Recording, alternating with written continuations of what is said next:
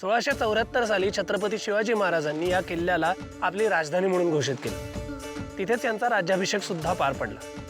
सह्याद्रीच्या पर्वतरांगांमधला हा 820 मीटर उंचीचा म्हणजे 2700 फूट उंचीचा हा डोंगरी किल्ला आहे.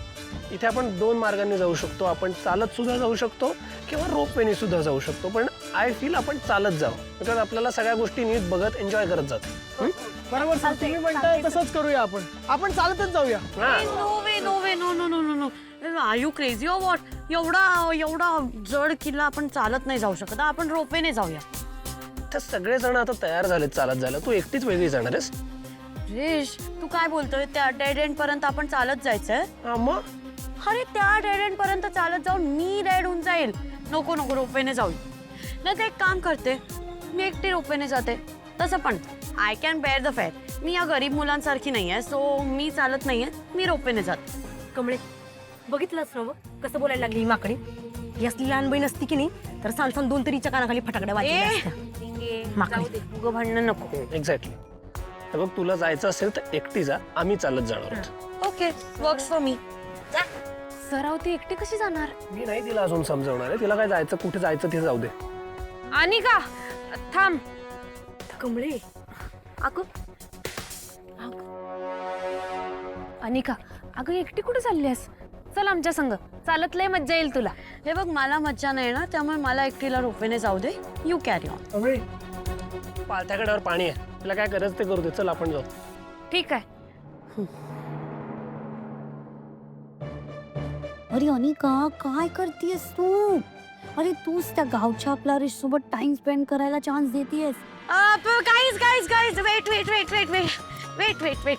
ऐका ना, हे पहा, तसं मी रोपवेने गेले असते, पण तुम्ही सगळे त्याचं तिकीट बेअर नाही करू शकत ना, तर मी तुमच्यासाठी ऍडजस्ट करते.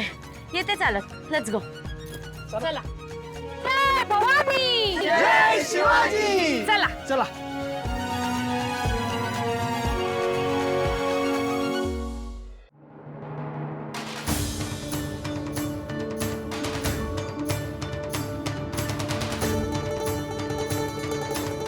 प्राजक्ता, तुला सांगतो, मला की नाही लहानपणापासूनच या गड किल्ल्यांची लई ओढ आहे. म्हणजे लहानपणी मला बघता आलं नाही, कारण आमची परिस्थितीच नव्हती. खरं आबा आम्हाला सगळ्या माहिती सांगायची, लई भारी माहिती सांगायची. म्हणजे इथं घडलेले प्रसंग, इथल्या कथा. आणि ते सांगत असताना की नाही असं डोळ्यासमोर चित्रच उभं राहायचं बघ. आबा रायगडाबद्दल बोलताना सांगायचं, सह्याद्रीच्या कुशीत काळाच्या कपाळावर कोरल्यासारखा उभा असलेला यो रायगड म्हणजे नुसता दगडा मातीचा डोंगर नाही, तर मराठी अस्मितेचा मानबिंदू आहे. अगं बघ, ही ढगांची चादर अंगावर पांघरलेला, या वाऱ्यासंग बेधडक बोलणारा, आणि आज बी कुणासमोर न झुकलेला यो रायगड बघ. आज बी त्यो कसा ताट मानन उभा आहे.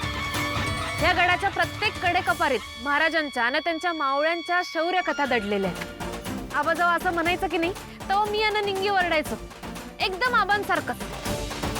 जय भवानी, जय शिवाजी. अगं आमच्या आबांनी तर कुठल्या बी बस आणि ट्रिप शिवाय आम्हाला कुठं फिरवले. आणि इथं आल्यापासून सारखंच असं वाटायला लागले की मी इथे येऊन गेलोय का काय आबांच्या गोष्टींमधनं.